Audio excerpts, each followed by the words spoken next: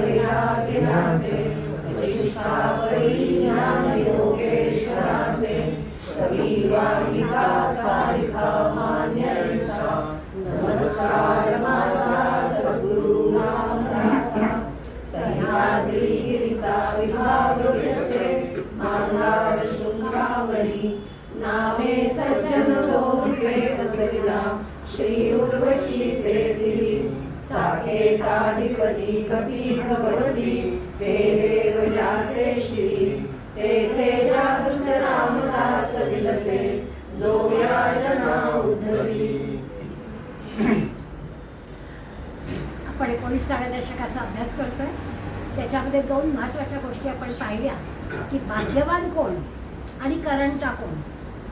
व्याख्याच करायची म्हटली तर भाग्यवानाच्या व्याख्या दिली भगवंतानी की भाग्यवान कोण की ज्याचं देहावरतीच प्रेम नाही आहे त्याला म्हणूया की देह म्हणजे मी नाही. ज्याला मी ओळखता आला, स्वरूप कळलं, आत्मज्ञान कळलं, तो खरा भाग्यवान. आणि मग त्या भाग्यवानाची आपल्या दृष्टीने भाग्यवान दाराशी गाडी आहे, 3-4 बेडरूमचा फ्लॅट आहे, मुलं बाळं विचारत आहेत, सारिके पुत्र श्यामा तर कन्या, याला आपण भाग्यवान म्हणतो. समर्थ काही त्याला भाग्यवान म्हणत नाही. त्याच्याला खरं स्वरूप काय आहे, खरा मी कोण आहे याची ओळख ज्याला कळेल तो भाग्यवान. तर ती सगळी व्याख्या आपण मागच्या वेळेस पाहिली. ज्याला कळत नाही, आळशी आहे, काहीच करायचं नाही आहे, त्याला करंटा म्हटलं, तेही आपण पाहिलं. आता या पार्श्वभूमीवर आज आपल्याला नवीन विषय शिकायचा आहे, तो म्हणजे देहमान्य. नाव दिलं आहे की हे जे शरीर आहे, देह आहे, या देह असल्याशिवाय अनेक गोष्टी करता येत नाही. किती जरी तुम्ही देहाला नावं ठेवली की देह म्हणजे मी नाही, माझी ओळख काहीतरी वेगळी आहे, असं कितीतरी वेळा जरी सांगितलं तरी देह किती महत्त्वाचं आहे त्याच्या समासात समजला पाहिजे. साधारणपणे असं असतं की माणसाचा जीवनाकडे बघण्याचा दृष्टिकोन जो असतो तो एकतर प्रवृत्तीपर असतो, ज्याला आपण रजोगुण म्हणतो. तसा प्रवृत्तीपर म्हणजे अधिक असतात. आपण सगळेजण तसेच आहोत. आपल्याला नाविन्याची आवड आहे, नवीन काही दिसलं की आपल्याला हवंसं वाटतं. हा काय म्हणाला, तो काय म्हणाला, हे खाल्लं, ते प्यायलं, तिथे गेलो, तिथे आलो, युरोप टूर झाली, आणखीन काही झालं, ह्या सगळ्यामध्ये आपण रमतो. याला प्रवृत्तीपर मानवी जीवन म्हणायचं. तर साधारणपणानं मनुष्य जन्म म्हटलं की या सगळ्याची माणसाला आवड असते आणि अशी मनोरचना असणारा साधारणपणे माणूस असतो. त्याला हे दृश्य जग खरं वाटतं. दिसतंय ना, इतकी छान छान तीर्थस्थानं आहेत, इतकी छान छान नैसर्गिक गोष्टी आहेत, इतक्या रोज नवनवीन पदार्थ खायला मिळत आहेत, अनंत गोष्टींचा आपल्याला घेता येतो उपभोग. तर हे सगळं जे की आहे ते दृश्य जग आहे, हे सगळं खरं आहे असं सगळ्या प्रवृत्तीपर माणसाला वाटतं. त्यात ते चुकीचं आहे बरोबर आहे अशातला काही भाग नाही, पण ही खरी गोष्ट आहे. आणि त्यामुळे या सगळ्याचा उपभोग घेणारे तुम्ही आम्ही देह असल्यामुळे घेऊ शकतो. त्यामुळे देहावर पण आपलं प्रेम, तर देहावर प्रेम आहे आणि दृश्य जगावर आपल्याला पक्की खात्री आहे की दृश्य जग आहे. या 2 गोष्टी आपण मानतोय आणि म्हणून आपण प्रवृत्तीपर आहोत. पण दुसरा एक असा मानवी जीवनाचा भाग आहे की ते निवृत्तीपर. निवृत्तीपर आहे याचा अर्थ असा आहे की त्यांना पक्क माहिती आहे की हे दृश्य जग खरं नाही. यदृष्टम तद नष्टम. जे जे दिसतं आहे ते सगळं नाहीसं होणार आहे. अगदी तुमचा आमचा देह दिसतोय ते सगळं नाहीसं होणार आहे असं या निवृत्तीपर लोकांना पक्क माहिती आहे. आणि त्यामुळे ते स्वतःच्या देहाला किंवा दुसऱ्यांच्या पण देहाला कप पदार्थ ठरवतात. देह आत्ता आहे, पुढल्या क्षणाला माहिती नाही. हे देह म्हणजे मी नाही, देह हा कप पदार्थ आहे, देह हा नाहीसा होणार आहे, दृश्य जग खरं नाही, जे जे दिसतं आहे ते नाहीसं होणार आहे असं मानणारा एक निवृत्तीपर असा पण समाज आहे. पण समर्थांचं जरा आणखीन वेगळं आहे. समर्थांचं म्हणणं असं आहे की प्रत्येक माणूस प्रवृत्तीपर आणि निवृत्तीपर दोन्ही आहे. प्रत्येक माणूस या दोन्हीचं मिश्रण आहे. आम्हाला एकीकडे हे पण कळतं आहे की खरंच जे काही दिसतं आहे ते नाहीसं होणार आहे. कितीही आमच्या देहावर प्रेम केलं तरी आम्ही 16व्या-17व्या वर्षी होतो तेव्हाचे फोटो 27, 37, 47, 57, 67 कोण होतीस तू, काय झालीस तू, असंच आहे. त्यामुळे कितीही जरी दृश्य जग खरं खरं मानलं तरी देखील हे पाहिलं की असं काही देह म्हणजे खरा नाही. हा देह अशा पद्धतीनं एक दिवस जायचाच आहे हे आपल्याला सगळ्यांना पक्क माहिती असतं. आणि त्यामुळे समर्थ म्हणतात की माणूस हा प्रवृत्तीपर आणि निवृत्तीपर हा दोन्ही आहे. त्याला हे दृश्य जग कितीही जरी खोटं असलं तरी या दृश्य जगात तो राहतो. हा देह कितीही जरी नाहीसा होणारा आहे खात्री आहे, तरी देखील या देहावर त्याचं प्रेम आहे. असं प्रवृत्ती आणि निवृत्तीचं मिश्रण म्हणजे तुम्ही आम्ही सगळेजण आहोत. आणि हे आपल्याला समर्थांचं पटतं. आधीचं पण पटलं की हो असं पण आहे आणि असं पण आहे, पण नाही बे सगळं निवृत्ती नाही बे जमायचं. सगळं प्रवृत्ती पण गेलं तरी असं वाटतं काय आपण करतोय हे पण नाही बरोबर. मग आपल्याला काय वाटतं का दोन्ही ठीक आहे, कधीतरी हे कधीतरी हे. खूप काही झालं कोणी सावध केलं की परत आपला दासबोध ज्ञानेश्वरी गीता ते खूप अति झालं की असं वाटतं काय हे करायचंच आहे पुढे एका जागी राहिल्यावर जरा इंडून फिरून घेऊ. असं दोन्हीकडे आपलं छानपैकी चाललेलं असतं. आता या जे की प्रवृत्ती आणि निवृत्ती दोन्हींचं मिश्रण असं समर्थ म्हणतात. या समर्थांच्या म्हणण्याला आधार काय, तर समर्थांनी 12 वर्ष पायी प्रवास केला आणि माणसांचा अभ्यास केला. तुमच्या आमच्यासारखे काही ते प्रवासाला नव्हते गेले, हिमालयाची बर्फाच्छादित शिखरं पाहिली आहे असलं काही करायला ते गेले नव्हते. त्यांना काही निसर्ग पाहायला जायचं नव्हतं, त्यांना माणसं पाहिजे, ती माणसांचा अभ्यास करायचा. त्यामुळे त्यांनी माणसं पाहिली आणि त्यावेळेच्या ज्या समाजाचा त्यांनी अभ्यास केला त्या समाजाच्या अभ्यासावरून त्यांनी असं ठरवलं की सर्वसाधारण सामान्य सगळी मंडळी ही दोन्ही असतात, प्रवृत्तीपण असतात आणि निवृत्तीपण असतात. आता आजच्या समाजात त्यांनी देहमान्य असं जे नाव दिलेलं आहे याचं कारण असं आहे की हे सगळं जे की प्रवृत्ती असू दे नाही तर निवृत्ती असू दे, या दोन्ही गोष्टी मानवी देह मिळाल्यामुळेच आपल्याला हे सगळं कळणार आहे. हे आपण जर कुत्र्याला, मांजराला, मोराला, गाईला कळताय का असा जर विचार केला तर त्यांना नाही कळत आहे. त्यांची जी चौकट आहे ती आहार, शय्या, भयमैथुनांच्या वेड्यापुरतीच आहे. त्यांना तेवढंच फक्त कळतं. आपल्याला काहीतरी पुढलं कळतं की हा देह टाकल्यावर काय, किंवा खरंच आत्मज्ञान म्हणजे काय, ब्रह्मज्ञान म्हणजे काय, माझं खरं स्वरूप म्हणजे काय. मी आत्ता जी काही 70-75 वर्षाची काहीतरी घेऊन आलेली आहे तेवढ्यापुरतंच मला इथे राहायचं आहे. मग यापूर्वी याच माझ्या आत्म्याने काहीतरी दुसरं रूप घेऊन इथे आलेला होता, किंवा पुढल्या जन्मात सुद्धा हेच माझं आत्मरूप काहीतरी वेगळं रूप घेऊन येणार आहे. अशा प्रकारच्या सगळ्या गोष्टी केवळ आपल्याला मानव देह आहे म्हणून आपल्याला ते समजणं शक्य आहे. बाकी कोणाला ह्या गोष्टी समजणं शक्य नाही. आणि त्यामुळे मानव देह हाच अंतरात्म्याबद्दल ओळख सांगू शकणार आहे. अंतरात्म्याचा पत्ता कळला तर तिथपर्यंत जाऊन पोचणार आहे असं समर्थाने आपल्याला विशेष करून सांगितलं. आणि हे आपल्याला आता देहमान्यामध्ये शिकायचं. अगदी जरी सर्वसंग परित्याग केलेला एखादा संन्यासी असला आणि तो अगदी हिमालयात गेला आणि त्यांनी अगदी सगळ्या त्या हिमालयातल्या आपण असं म्हणूया थंडीवाला ऊन पाऊस याच्यावर मात केली. आपण नेहमी विनोबा भाव्यांचं उदाहरण घेतो की विनोबा भाव्यांचं आपल्यासमोर विनोबा भावे म्हटलं काय तो काही पंचा फक्त बाकी उघडे बंग. आणि भूदान चळवळीसाठी भारतभर हिंडले. आज आम्हाला जरा बाहेर थंडी की स्वेटर घालतो, त्यांना काहीच लागलं नाही कारण त्यांनी त्यांचं शरीर कमावलं. या भूदान चळवळीसाठी मला जर भारतभर प्रवास करायचा आहे आणि उत्तर भारतात थंडी आहे, तिकडे राजस्थानात वाळवंट आहे, सगळीकडे जर मला राहायचं असेल तर मला माझं शरीर कमावलं पाहिजे. आणि तरुण वयामध्ये 3 दिवस 3 रात्री ते त्या खडकावरती राहिले. रात्री खडक थंड व्हायचा, दिवसा खडक तापायचा, थंड वारे संध्याकाळी सगळं सहन केलं. आणि त्यामुळे विमला ठका जेव्हा त्यांना म्हणाल्या की अहो मी जाऊ तिथे मोजे, हात मोजे, पाय मोजे, स्वेटर घालतो, तुमचं काय, तेव्हा त्यावेळी मी शरीर कमावलं आहे माझं. निसर्गातल्या कुठल्याही गोष्टी आल्या तरी माझ्या शरीराला त्याचा त्रास होतो. असा सर्वसंग परित्याग केलेला साधू संन्यासी जरी असला आणि त्यांनी असं सगळं जरी काही केलं असलं तरी देखील जोपर्यंत देह आहे तोपर्यंत काहीतरी अन्न पाण्याची गरज आहे. तुम्हाला रोज वेगळं लागत असेल, त्यांना कदाचित तेच चालत असेल पण लागतं. त्यामुळे देह आहे तोपर्यंत सर्वसंग परित्याग केलेल्या संन्याशांना सुद्धा त्या देहाची काळजी घ्यावी लागते. अन्न पाणी काही त्या देहाला लागतं असं समर्थ स्पष्टपणाने आपल्याला सांगतात. आणि म्हणून ते या निर्णयाला आले की देहाशिवाय परमार्थ होऊ शकत नाही. देहमान्य निरूपणामध्ये आपल्याला काय पाहायचं आहे की देहाशिवाय हे आत्मज्ञानाची प्राप्ती नाही, देहाशिवाय परमात्मा प्राप्ती होणार नाही. आता याच्यामध्ये एक गोष्ट आहे, समर्थांसारखा समर्थ रामरायाचे शिष्य आहेत. रामरायाने आणि हनुमंतांनी त्यांना एवढा आधार दिलेला आहे, प्रत्यक्ष दर्शनही दिलेलं आहे. त्यामुळे ते असं ठामपणानं स्वतःचा अनुभव सांगतात की ही गोष्ट खरीच आहे की देहाशिवाय परमात्मा प्राप्ती नाही किंवा देहाशिवाय आत्मज्ञानाची प्राप्ती नाही. पण जर सद्गुरू सापडला तर मात्र यातली प्रगती पटकन होते. तर या आपल्याला 2 गोष्टी या समासामध्ये शिकायच्या की देह मान्य म्हणजे काय, तर देह हवाच. आता एकीकडे आपण अभ्यास करणार आहोत, अंतरात्मा अत्यंत सूक्ष्म आहे, दाखवता येणार नाही आहे.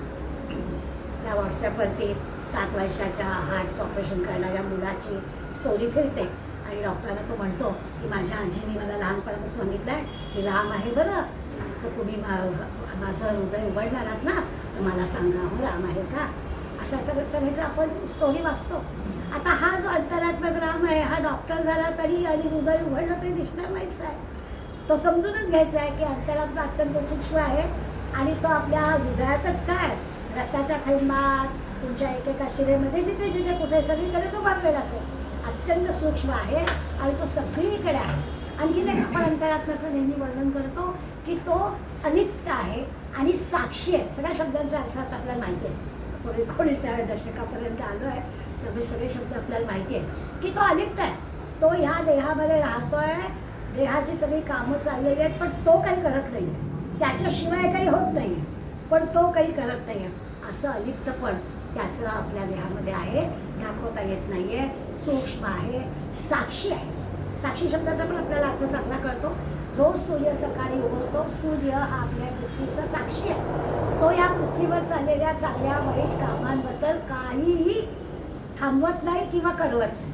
चांगलीच कामं तो करतो, त्या वाईट कामं असतील तो थांबवतो, असं तो करत नाही. तो साक्षीपणानं पाहतो काय चाललंय ते चाललंय. तसा हा अंतरात्मा साक्षी पण आहे. त्यामुळे अंतरात्म्याचा विचार केला तर तो सूक्ष्म आहे, अलिप्त आहे, साक्षी आहे, व्याप्त आहे, सगळीकडे आहेच आहे, तो नाही अशी जागाच नाही, असं या अंतरात्म्याबद्दल आपण म्हणतो. आता हे सगळं खरं आहे, खरं नाही अशातलं काही भाग नाही, हे सगळं खरं आहे. पण या सगळ्या गोष्टींमुळे झालं असं की आता तो जो समर्थांचा देशपर्यटनाचा कालावधी होता त्या 12 वर्षामध्ये ही जी काही त्यांची मतं झाली त्यावेळेला असं होतं की देशाची परिस्थिती अशी होती की आपण पारतंत्र्यात होतो, यवनांचं राज्य आपल्या संबंध देशावर होतं. त्यामुळे त्यांनी असं पाहिलं की लोकांना प्रपंच करणं, तो सांभाळणं, या सगळ्या गोष्टींपेक्षा आपलं जाऊ दे ना, अंगाला राख असावी आणि हिमालयात जाऊन बसावं अशी वृत्ती सुरू झाली होती. त्यामुळे समर्थ सांगतात की देहाकडे लोकांनी दुर्लक्ष केलं, काही प्रयत्न करावे, काही हिंमत दाखवावी, काही संघटन करावं असं लोकांना वाटत नव्हतं. जाऊ दे अंगाला राख असावी, आपल्याला काही सगळं जमणार नाही आहे आणि आपलं निघून जावं अशा प्रकारची वृत्ती बळावली होती. आणि जी काही थोडी मंडळी काही काम करत होती, आपण पाहिलं आहे समर्थांचं चरित्र पाहताना की जेव्हा पंजाबमध्ये शिखांच्या धर्मगुरूची भेट झाली तेव्हा धर्मगुरू असून सुद्धा 2 बाजूला 2 तलवारी, आणि मग त्यांनी वर्णन केलं की हो एक स्वातंत्र्यासाठी आणि एक स्त्री संरक्षणासाठी असं जेव्हा त्यांनी सांगितलं तेव्हा समर्थ म्हणाले की आता धर्मगुरू म्हणून हातात माळ घेऊन नाही चालणार, आता धर्मगुरू म्हणून आपल्या हातात शस्त्र पाहिजे. मग आपले देव कसे सगळे शस्त्रधारी आहेत वगैरे वगैरे त्यांनी देशांमध्ये फिरताना आणि मग जे काही त्यांनी महंत तयार केले, मठस्थापना केली, जे आपल्याला दृश्य काम त्यांचं दिसतं ते आपल्या लक्षात येईल.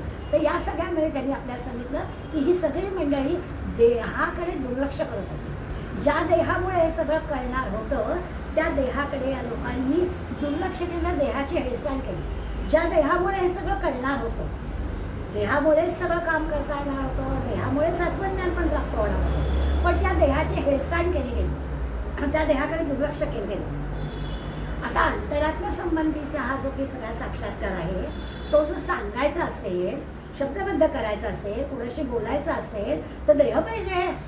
देहाशिवाय काय कळणार? जो काही तुमचा चांगला वाईट अनुभव आहे, तुम्हाला जे काही कळलेलं आहे ते तुम्हाला कोणाला तरी सांगायचं आहे तर त्याच्यासाठी तुम्हाला देह तुमचा असला पाहिजे.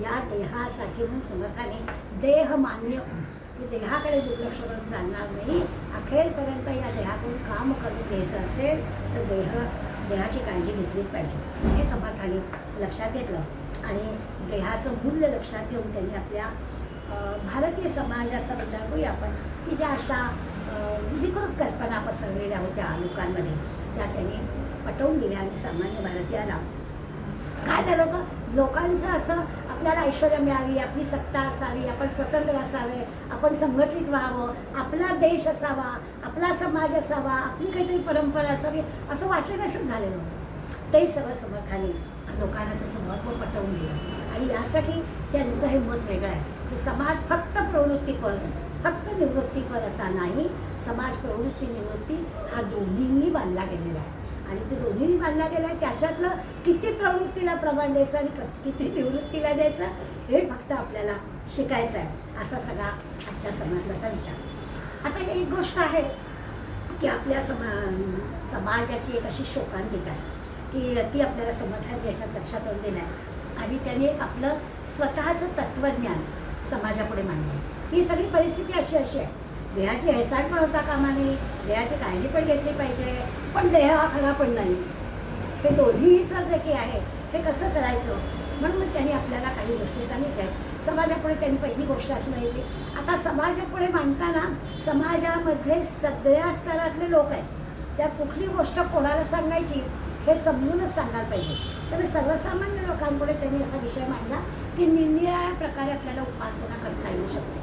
उपासना ज्याची करायची तो देव वेगवेगळा असू शकेल. जसं आत्ता आपण पाहतो, कोणी शेगावला गजानन महाराजांकडे जातो, कोणी गोंदवल्याला जातो, कोणी श्री शिवतरगळी जातं.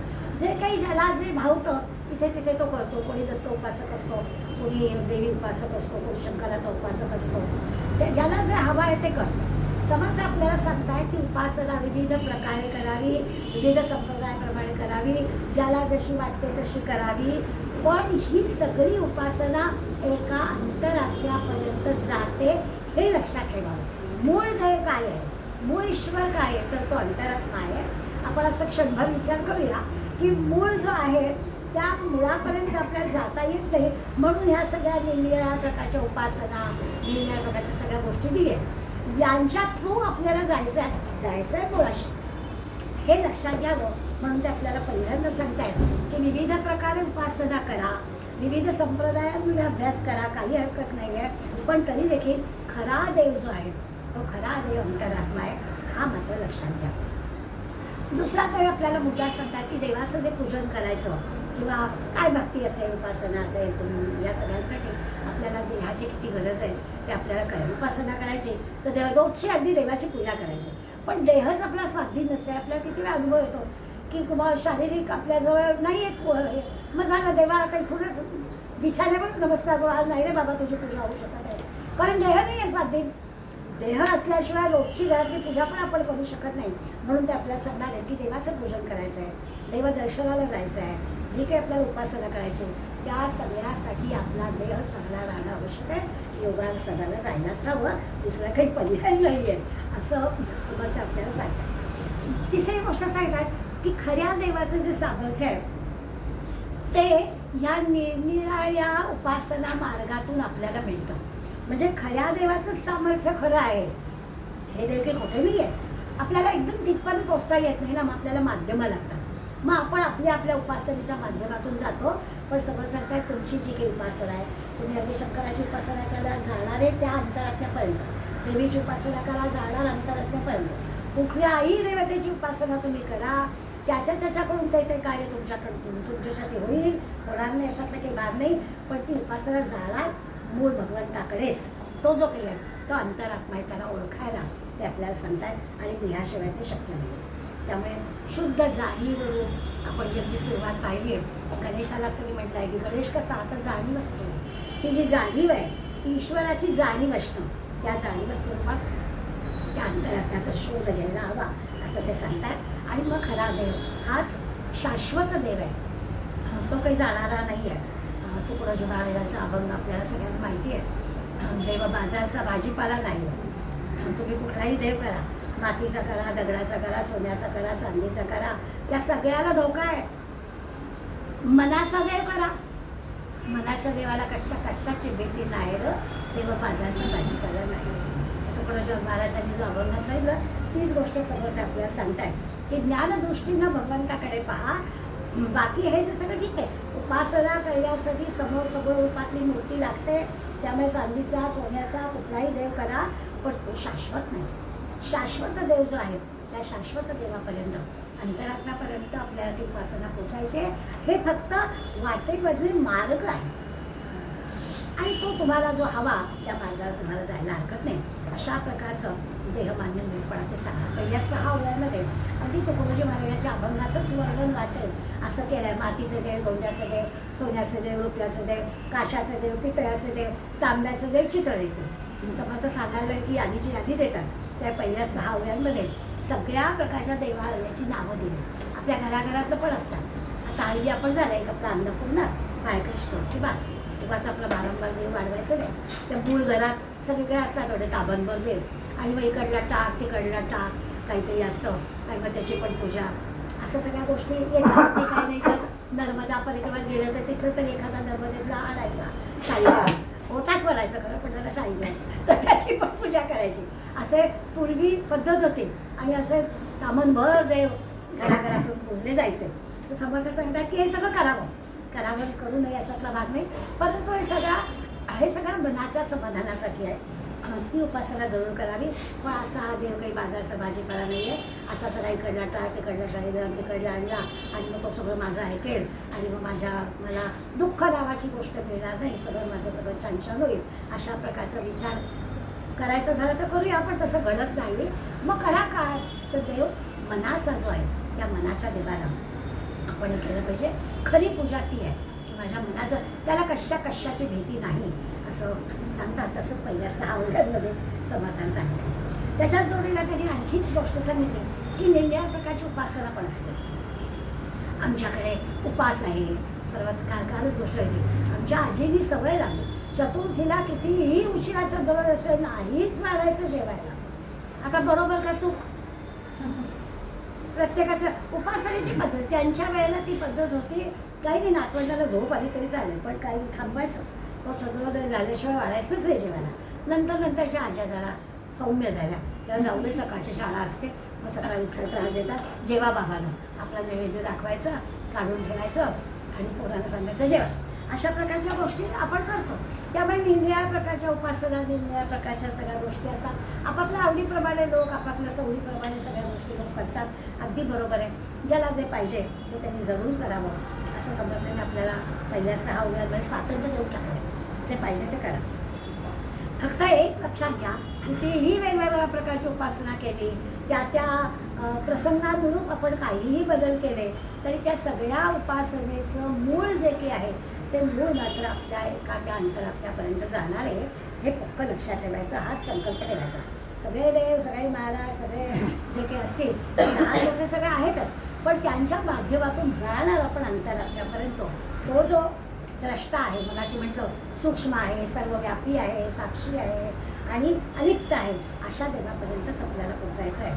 असं पहिल्या 6 ओव्यांमध्ये आपल्याला एक थोडंसं स्वातंत्र्य, तुम्ही जी काही उपासना करताय ती बरोबरच आहे असं सांगितलं आहे समर्थाने. पुढल्या 7व्या ओळीपासून आणखी एका गाण्याची आठवण होईल, शोधिसी मानवा राहुली मंदिरी. आणि पुढे ते आपल्याला म्हणतात की आपण कुठेतरी जातो, देव शोधतो. खरं म्हणजे काहीच नको शोधायला, आहेच ना तो सगळीकडे, तर शोधायला जायला पाहिजे. तर आपल्याला सगळीकडे जाऊन शोधायचं असं जायचं आहे. 7 तारखेला गोंधळला जायचं का? तर आम्हाला तिथल्या रामाचं आणि महाराजांनी सांगितलं इथल्या रामाच्या दर्शनाला या, म्हणून आम्ही जातोय. असं लगेच आम्ही सांगतोच नाही. आता इथल्या रामाच्या दर्शनाला या म्हणजे काय? सगळ्याला आपल्याचं उत्तर आहे बरं का. सगळे संत महंत आपल्याला जे काही सांगतायत त्याच्या मागे त्यांचं खरं कारण असतं की गोंधळ्याच्याच रामाच्या दर्शनाला या असं महाराज का म्हणतायत असं आपल्याला वाटतं. तर तसंच असतं की त्या ठिकाणच्या त्या क्षेत्राच्या ठिकाणी असणाऱ्या याला ज्याला महत्त्व असतं, लोक मुद्दाम तिथे जात असतात आणि म्हणून तिथे राहायचंच असतं. आणि मग तेही आपल्याला त्यांनी सांगितलं की असं माणसा तू शोधायला जातोस, चांगली गोष्ट आहे, पण खरंच तुला लाभतं देव का पूजनीयाचं? असं जाऊन देव मिळतो का? आल्यावर काय गर्दी होती, ढकलतात नुसती लोक, असं वर्णन आपण करतो. त्यामुळे आपल्याला समाधान कुठे मिळेल, खरंच समाधान मिळेल का, असं सगळं आपण शोधतो आणि मग त्या पद्धतीने आपण त्या ठिकाणी जातो. त्यामुळे अंतरातला देव हाच खरा देव आहे, मनाचा जो देव आहे तोच खरा देव आहे असं समर्थ आपल्याला सांगणार आहे.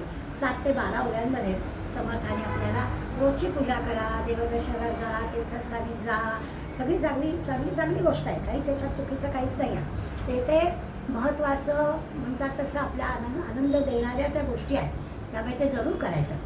गोंधळेकर महाराजांची मी आठवण नेहमी सांगते. महाराजांना एकदा विचारलं की तुमचा एवढा आग्रह का असतो इथल्याच रामाला या म्हणून. महाराज असते, महाराज चपकल उत्तर देतात. महाराजांनी सांगितलं तुमची गाडी आहे का हो? तर म्हणाले हो आहे ना. मग मला त्या गाडीची बॅटरी चार्ज करायला आपल्या घरातल्या मीटरवर करता का हो? अहो इथे कशी होईल, इथल्या पॉवर नाही तेवढी, आम्हाला गॅरेजमध्ये न्यावं लागतं, तिथली कुठे गाडी चार्ज होते गाडीची बॅटरी. तसंच आहे म्हणाले, सगळीकडे राम आहे, अंतर्यामी राम आहे, नसानसात राम आहे, सर्वव्यापी आहे, साक्षी आहे, सगळं मान्य आहे. पण आमच्या इथला जो राम आहे ना इथे बॅटरी लगेच चार्ज होते म्हणून जायचं कोणतं उगाच नाही जायचं. तर अशा प्रकारच्या गोष्टी संत आपल्याला समजावून सांगतात. तर की सगळं असं नाही आहे की, तर त्यातही एक प्रकारचा आनंद आहे. समुदायामध्ये जाण्याचा आनंद आहे, तीर्थस्थानी जाण्याचा आनंद आहे. त्या वेळेला आपण सगळी आपली जी काही वैयक्तिक अडचणी दुःख असतात ते सगळं आपण बाजूला ठेवतो, त्याचा एक वेगळा आनंद असतो. त्यामुळे देवदर्शनाला जायचं, सगळं पूजा करायची, उपासना करायची अगदीच. पण या सगळ्यामध्ये देह असल्याशिवाय काही करता येणार नाही. हातपाय धड नाही तर तुम्ही किती स्पेशल गाडी करा, काही करा, नाही जाऊ शकत गोंधळ्यापर्यंत तुम्ही. तर देह असायलाच हवा चांगला.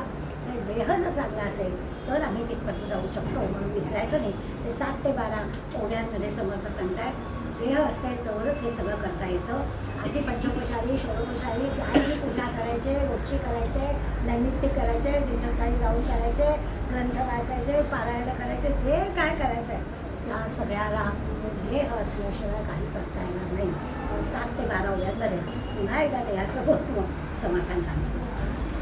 पुढे 13व्या ओव्यापासून समर्थ आपल्याला सांगतात की ही जी काही आपण पूजा करणार आहोत, काय निर्णय देवदेवतांची, आपल्या आवडत्या देवदेवतांची किंवा जे काही आपल्याला भावलं आहे तिथल्या त्या देवदेवतांचं सामर्थ्य आपल्याला पटलं आहे आणि म्हणून आपण ती पूजा करतो. आणि आपापल्या श्रद्धेप्रमाणे, आपापल्या आवडीप्रमाणे, आपापल्या कुवतीप्रमाणे आपण त्या देवांचं करतो. त्या सगळ्या देवांचा अधिकार सारखाच आहे. आपल्याला असं वाटतं जो माणूस समर्थ सांप्रदायिक आहे त्याला वाटतं नाही बाकी काही नाही, समर्थच.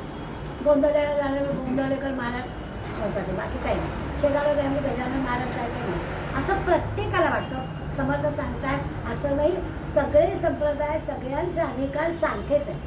साधू दिसती वेगळं आले परी ते स्वरूपी मिळाले. सगळे संत कालावधी वेगळा असतो, सांगणं कदाचित शब्द वेगळे असतात, पण सगळ्यांचं सांगणं सारखंच असतं अशी खात्री 13व्या आणि 14व्या ओवीमध्ये देतात. आणि एक 15वी ओवी जरा महत्त्वाची आहे, म्हणजे नोट्स काढतात ते लिहून ठेवा. एक महत्त्वाची गोष्ट आपल्याला समर्थ 15व्या ओवीमध्ये सांगणार आहे. उदाहरण निसर्गातलं आहे, ते आपल्याला लगेच कळेल. ते सांगतात नाना देवी भजन केले पुरुषासी पावले, ज्या कारणे सन्मानिले पाहिजे सगळं काही. हा मुद्दा आपल्याला पटवून द्यायचा आहे की वेगवेगळे देव आहेत, वेगवेगळ्या उपासना आहेत, वेगवेगळे संप्रदाय आहेत, पण हे सगळे जण एकाच अधिकाराचे आहेत. कोणी लहान मोठा असं काही नाही आहे, साधू वेगवेगळे असले तरी एकच सांगतायत. हा मुद्दा पटवून देण्यासाठी समर्थ ओवी सांगतायत मायावल्ली तापावली. समजून घ्यायची. मायारूपी वेल आहे आणि वेल असल्यामुळे ती खूप पटापट वाढते आहे. नाना देही लगडे, ही जी माया आहे या मायेला निरनिराळे देहरूपी फळं लगडले. डोळ्यासमोर असा आला की एखाद्या मोठ्या वृक्षाला वेल वेढून वाढते, पटापट वाढते आणि तिला जी फळं आलेली आहे ती फळं म्हणजे निरनिराळे देह आहे. तुम्ही आधी सगळे त्या फळांच्या जागी आहो असं मनाशी धरा. पुढे म्हणतात मुळीची जाणीव कळो आली फळामध्ये. आता ह्या अर्ध्या चरणाला महत्त्व आहे. कुठलंही बीज आपण जेव्हा आंब्याची कोय जमिनीत रोवली, कालांतराने ते रोप वाढलं, मोठं झालं की फळं येणार आहे. त्या बीजामध्ये असणारे जे सगळे गुणधर्म आहे ते सगळे त्या आंब्याच्या फळांमध्ये असणार आहे. तुम्ही जर हापूस आंब्याचंच कलम लावला आहे तर त्याला येणारे जे आंबे आहेत त्या बीजातून जे मिळणारे त्याला तशाच चवीचे आंबे येणार आहे. अगदी हीच गोष्ट ते आपल्याला सांगतात की मायारूपी वेल आहे. आता माया आपल्याला कळली की आपण दृश्य जगाच्या मायेत आहोत. ही मायारूपी वेल भरमसाठ वाढली आहे, इतकी वाढली आहे आणि तिला तुम्ही आम्ही सगळे हे देह आलेलो आहोत, म्हणजे फळं आलेली आहेत. आणि ही जी काही फळं आलेली आहे त्या देहरूपी फळांमध्ये काय असायला हवं? जसं हापूस आंबे जे लागलेले आहेत, लगडलेले आहेत, त्याच्यात त्या हापूस आंब्याच्या बीजातलंच तत्व आलेलं आहे. तसं या अंतरात्म्याचंच बीज तुमच्या आमच्या देहांमध्ये पण आलेलं आहे. त्यामुळे आपल्या सगळ्यांमध्ये ईश्वर आहे अशी 15व्या ओळीमध्ये आपल्याला पटवून दिलं की माया वेळ कितीही जरी फापावलेली असली, म्हणजे दृश्य जगामध्ये आपण ज्याला प्रवृत्ती मगाशी म्हटलं सुरुवातीला, असं सगळं प्रवृत्तीवर सगळं जीवन असलं, दृश्य जग नाशिवंत असलं तरी त्याच्यामध्येच लागलेली ही जी फळं आहे त्या फळांमध्ये मूळ बीजच आहे. आणि मूळ बीजामध्ये जे गुणधर्म आहे तेच या सगळ्या फळांमध्ये आहे. त्यामुळे तुम्ही आणि जी मनुष्यरूपी देह असणारी फळं या वेळीला लागलेली आहे त्या सगळ्यांमध्ये ईश्वर आहे. खरं म्हणजे इथे 15व्या ओळीशी संपवला असता समाजला तरी चाललं असतं, पण समज आले नाही. अजून काही पटेल असं अजून आपल्याला सांगायला पाहिजे. म्हणून 16व्या ओळीपासून त्यांनी आपल्याला हे सगळं पटलं असलं तरी आपण कसं की आपल्याला स्थलात त्याग होता सवयीची जाते. आता आपल्याला पटलं आहे, पण म्हणून आपल्याला ते कायम नाही कळत. मग आपण काय करतो, या सगळ्या गोष्टीचा आळस करतो, कंटाळा करतो आणि मग थोडी टाळाटाळ पण करतो. कळलं आपल्याला सगळ्यांच्यामध्ये ईश्वर आहे बरोबर, पण तरीसुद्धा तो अंतरात्मा जर समजून घ्यायचा असेल तर आपल्याला या देहातच ते शक्य आहे. त्यामुळे या देहाबद्दल प्रेम न दाखवता त्याची काळजी कशी करायची. देहामध्ये तर अडकायचं नाही, कारण ह्याला टाकून जायचं आहे, हा नाशिवंत आहे, हा नश्वर आहे, पण तरी तो असेपर्यंत त्याच्याकडून कार्य करून घ्यायचं आहे. हे जे की आहे ते आता 16व्या ओळीपासून ते आपल्याला पटवून देणार आहे. विवेकाने ह्या गोष्टी करायच्या, अत्यंत समाधानानं स्वस्थ राहो. म्हटलं तर त्याची काळजी पण घ्यायची, म्हटलं तर त्याला कार्यात पण ठेवायचं आहे. कंटाळा आहे, आळस आलाय, नाहीच जमणार असं पण होता कामा नये, आणि त्याच्या कुवतीच्या पलीकडे काहीतरी करतोय असं पण नाही. या दोन्ही गोष्टी 16 ते 19मध्ये त्यांनी आपल्याला सांगितलं की देवाला शोधायचं आहे. उगाच विनाकारण इकडे तिकडे फिरू नका. आपल्याला काय झेपेल तसंच करा. सगळा जो काही संसार आहे तो सगळा संसार सोडला म्हणजे खरा देव सापडणाऱ्या अशातला काही भाग नाही आहे. संसार सोडायची काही आपल्याला आवश्यकता नाही.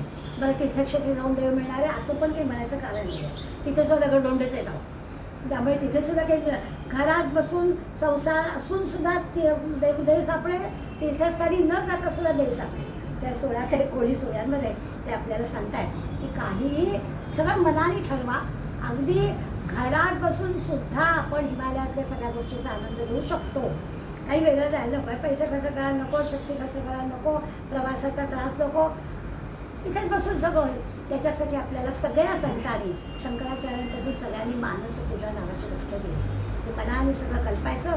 रत्न कल्पित असं नाही म्हणजे आनंदच्या दिव्यांबर सगळं काय ते भगवंताला आपण मनाने अर्पण करायचं, सगळी कामं आपली होतात असं पण ते सांगतात आपल्याला. म्हणून त्या ईश्वराला ओळखायचं असेल तर कसं एकरूपायचं. पुढल्या 20व्या ओळीमध्ये ते आपल्याला सांगतात, मग अशी जसं म्हटलं कुठल्याही देवाची उपासना केली तरी देखील त्रिगुणांच्या पलीकडे गुणातीत गीतेमध्ये जसा या ठिकाणी भगवंतांनी सगळ्या गुणांचं वर्णन केलं. म्हणजे गुणातीत म्हणून केलं आहे, कुठे स्थितप्रज्ञ म्हणून केलं आहे, पुढे ज्ञानी भक्त म्हणून केलं आहे, पुढे दैवी संपत्ती म्हणून केलं आहे. ठिकठिकाणी त्यांनी सगळ्या गुणांचा अभ्यास केला आहे. या सगळ्यांमध्ये त्यांनी सांगितलं की सत्वरजतम सगळे आपल्यात आहेत, पण आपल्याला या सगळ्यांच्या पलीकडे गुणातीत व्हायचं आहे. तो गुणातीत झाल्याशिवाय आपल्याला जगदीश्वर कळणार नाही. जोपर्यंत आपण ह्या प्रवृत्तीपर गोष्टीत आहोत, या रजोगुणामध्ये आहोत, तोपर्यंत त्या गुणातीत असणाऱ्या जगदीश्वराची ओळख कशी व्हायची. म्हणून ते आपल्याला 20व्या ओळीपासून सांगणार आहे की अंतरात्मा पाहणं जरुरीचं आहे. त्या जगदीश्वराला पाहणं जरुरीचं आहे. गुणातीत जो आहे तो पाहणं जरुरीचं आहे.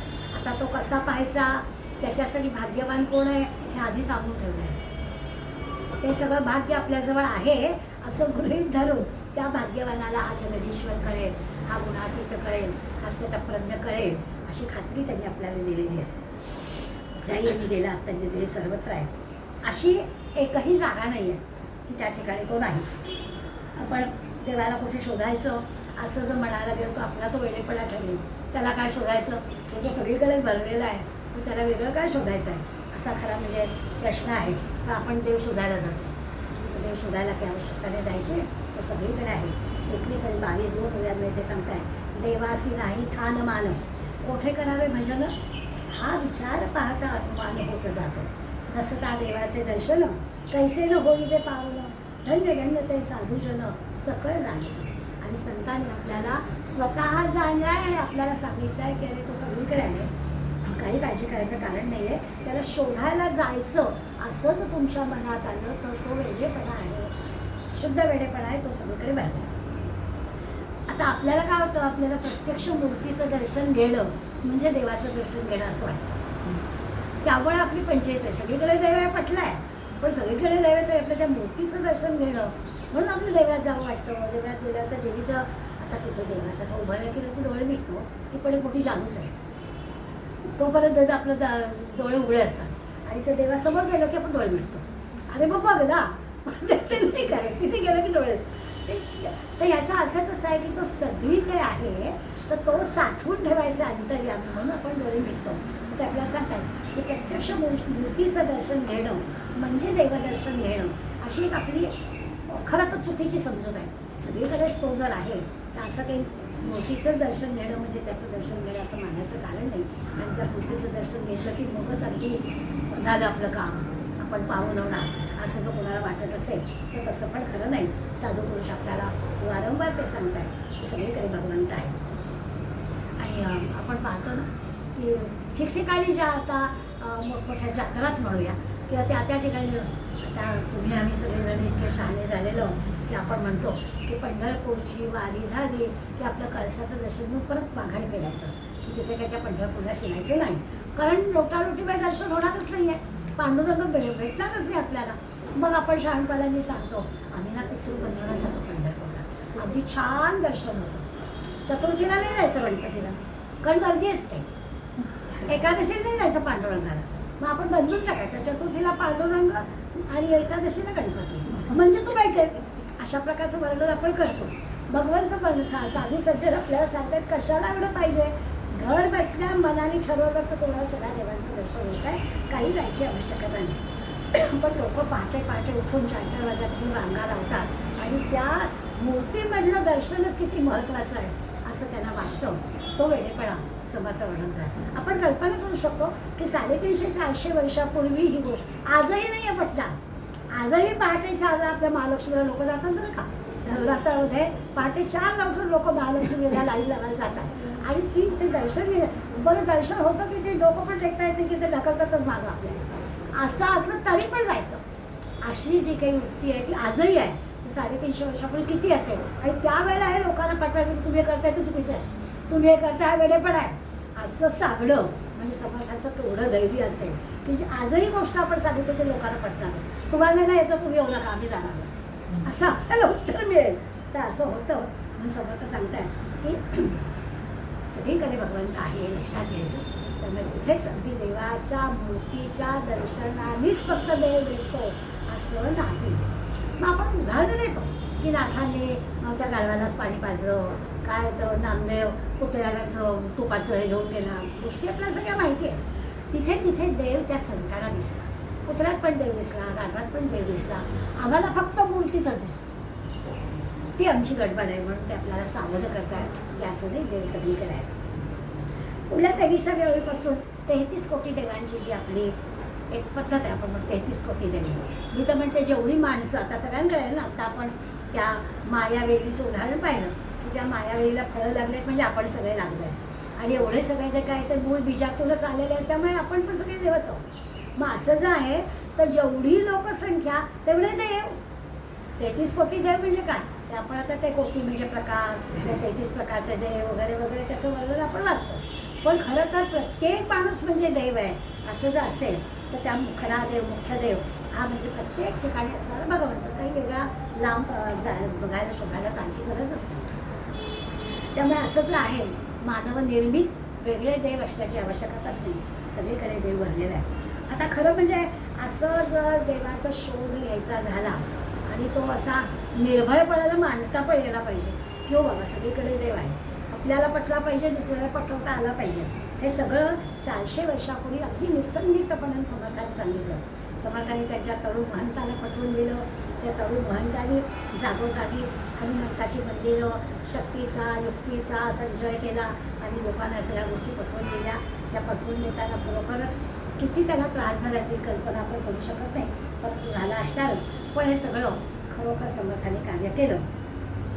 आता एखादा विचारपूर्वक किंवा आपण असं मूर्तीपूजेविरुद्ध ठामपणे बोलणारा एखादा नास्तिक समजा असेल आणि तो आपल्याला सांगेल की खरंच आहे गोष्ट, की मूर्तीपूजा कशाला पाहिजे, आम्ही कुठे राहतो, आम्हाला इथे बसून चालेल दिसतो असं म्हणेल. त्यालाही उत्तर समर्थाने दिलं आहे. म्हणजे आपल्याला समर्थाला देवाच्या मूर्तीमध्येच देव दिसतो असं मानू नका किंवा असं मानणं वेडेपणाचं आहे.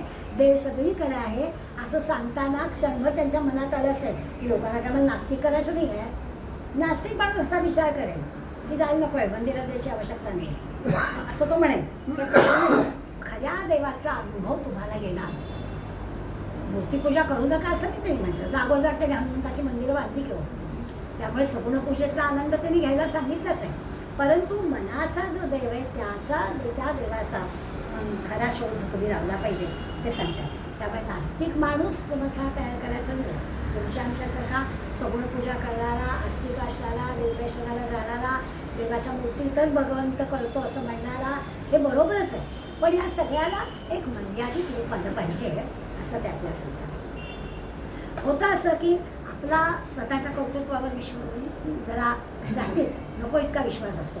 त्यामुळे देवाचं कर्तृत्व मानणं किंवा ते देवाचं कर्तृत्व मान्य होण्यासाठी जी की आपल्याला दृष्टी लागते ती दृष्टी आपल्याजवळ असणं हे सगळं आपलं होत नाही.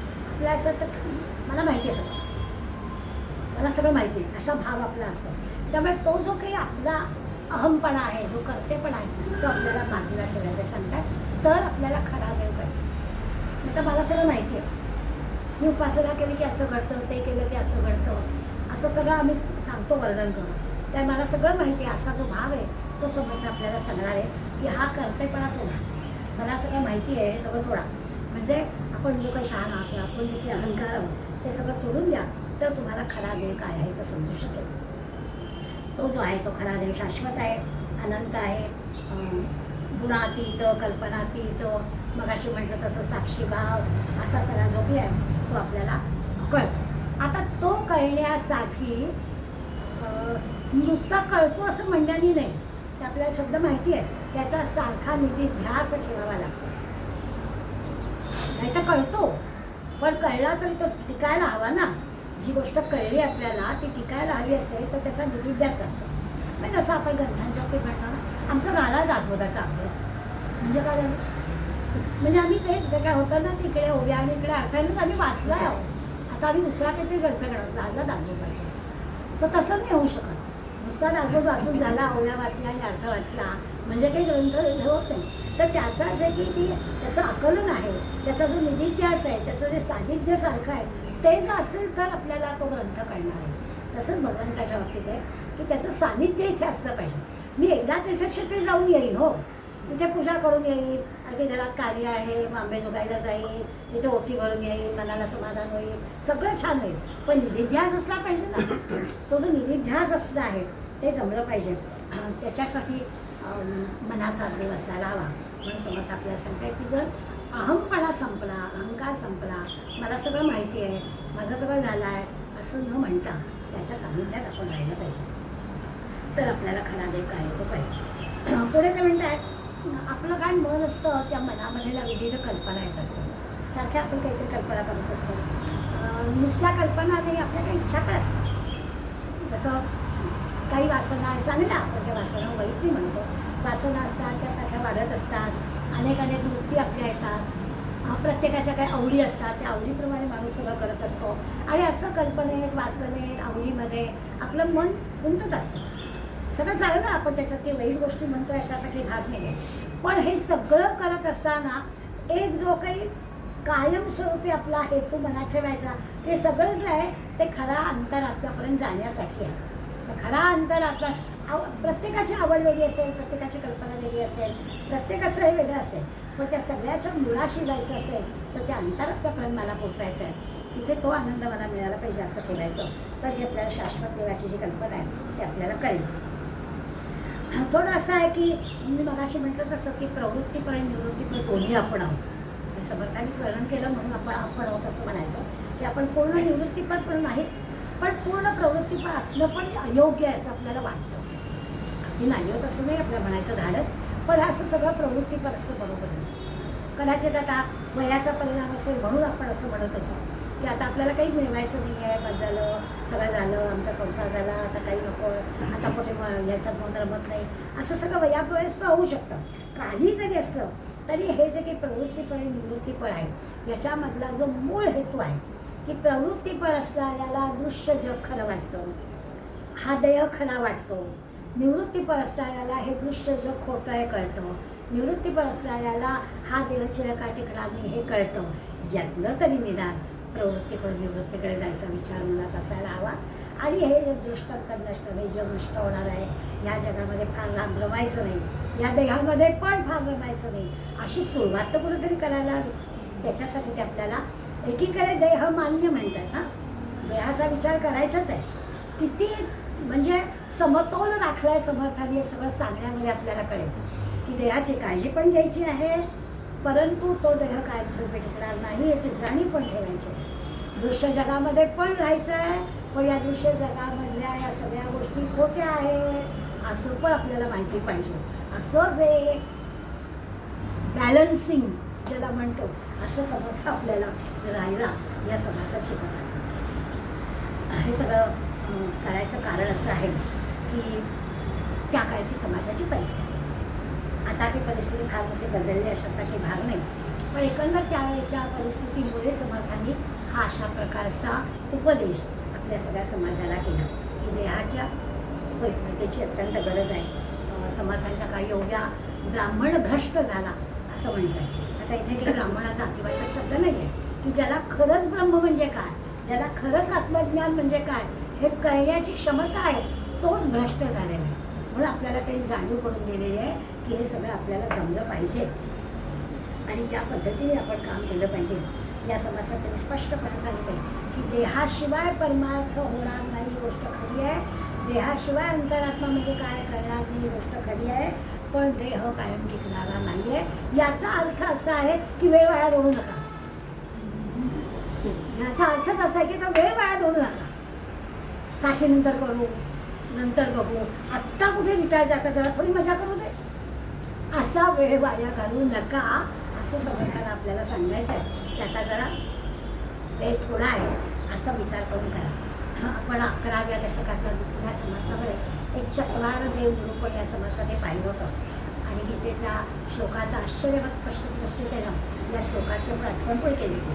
त्याची आठवण आत्ता या समासात होईल असं आहे की आपल्याला ही सगळी आत्म्याबद्दलच्या सगळ्या गोष्टी आश्चर्यकारक वाटतील, पण एकदा का ते लक्षात घेतलं तर लगेच काय अगदी आत्मज्ञानी आपण झालो असं नाही म्हणू शकत. पण जो आत्मज्ञानी झाला आहे तो म्हणू शकत नाही की मला आत्मज्ञान झालं आहे, कारण तो वेगळा कसा राहील आत्मज्ञान झालं म्हटल्यावर. त्यामुळे त्याच्यासाठी आपल्याला उत्तम भक्त होणं शक्य आहे. मग उत्तम भक्त व्हायचं किंवा मुमुक्षु ज्याला म्हणतात, मोक्षाची ज्याला इच्छा आहे असं मुमुक्षु होणं, मूढपण संपणं एवढं तर शक्य आहे. तर या गोष्टी आपण कराव्यात असं ते सांगतात. 4 प्रकारचे देव आपल्याला तरी सांगितले. आत्ता म्हटलं तसं सकळांचा अंतरात्मा एकच आहे. आपल्या सगळ्यांमध्ये ईश्वर नावाची गोष्ट आहे, तो आपल्याला ओळखायचा आहे. आणखीन एक शब्द आपल्याला विश्वात्मा असं म्हणतात की सगळ्या विश्व म्हणजे हे विश्वची माझे घन असं म्हणतात. ऋणद्वेष मार्यम असं आपलं संकल्पना आहे. याचा अर्थ असा आहे की विश्वात्मा. तिसरा शब्द मग सांगितलं तसं साक्षी किंवा द्रष्टा की आहेच आहे तो भगवंत सगळीकडे आहे. मी नेहमी गमतीला आपल्याला सांगते की आपल्याला लहानपणी किती पटायचं, अजूनही आपण आपल्या नातवंडांना तसंच सांगतो, बाप्पावरनं बघतोय. हां, आता बाप्पावरनं बघतोय हो किती पटतं, तो वरनं बघतोय. तर याचा अर्थच असा आहे की तो सगळीकडे आहे. आपण जे काही करतोय त्याच्याकडे त्याचं सगळं लक्ष आहे आणि त्यामुळे त्या अंतरात्म्याला बरोबर काय हवं आहे तसंच आपलं आचरण झालं पाहिजे असं ते सांगतात. अशा 4 प्रकारचा निश्चय परमात्मा, द्रष्टा परमात्मा, विश्वात्मा आणि सकल अंतरात्मा असे खरे 4 देव आपल्याला त्या चत्वार देव निरूपणाच्या वेळेला सांगितले होते.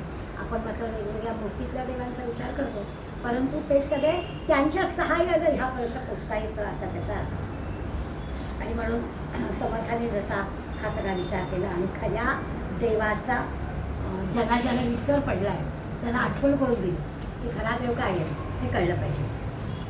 त्या काळामध्ये आणखीन एक होतं की हलक्या वृत्ती असणाऱ्या देवांचा सुळसुळांचा करता, म्हणजे अगदी स्पष्टच बोलायचं झालं तर ते फकीर मंडळी दारोदार हिंडायची आणि त्याचा परिणाम आमच्या समाजावर खूप झाला होता.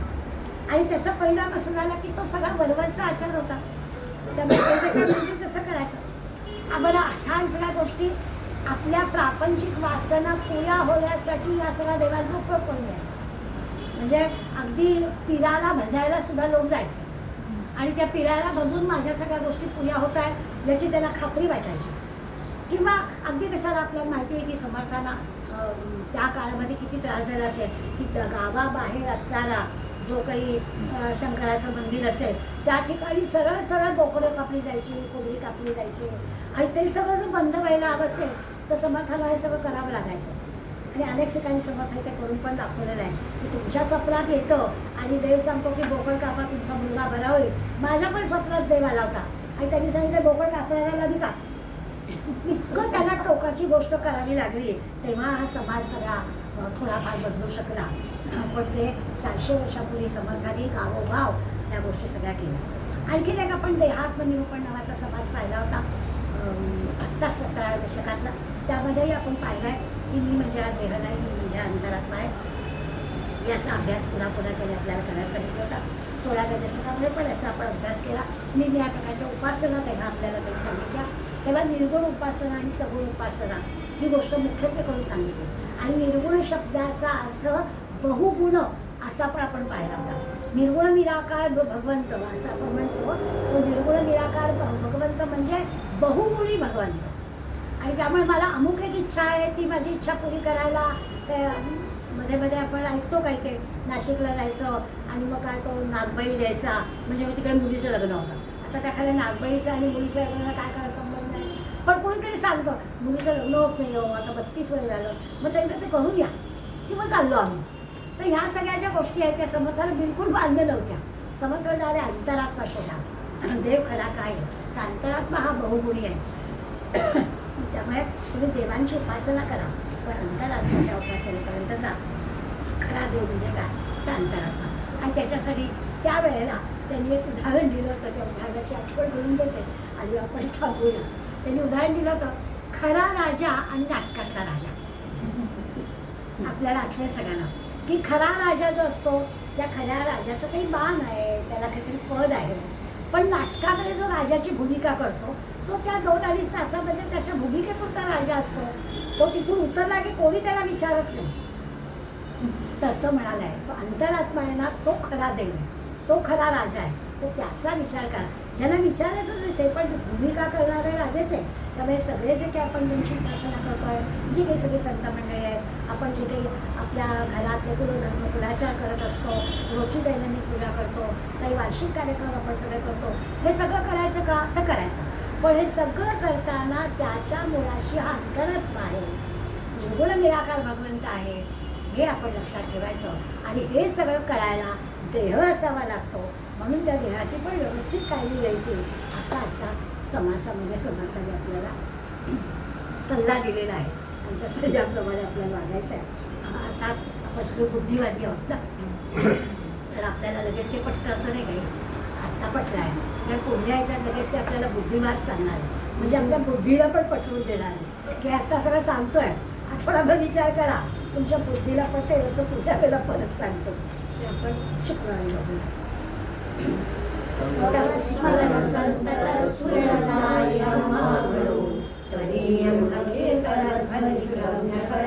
पडो स्वदेश हितरक्षणावेळ तुझी कथा ना घडो सवयी आमची खाली पडो. जय रघुवीर.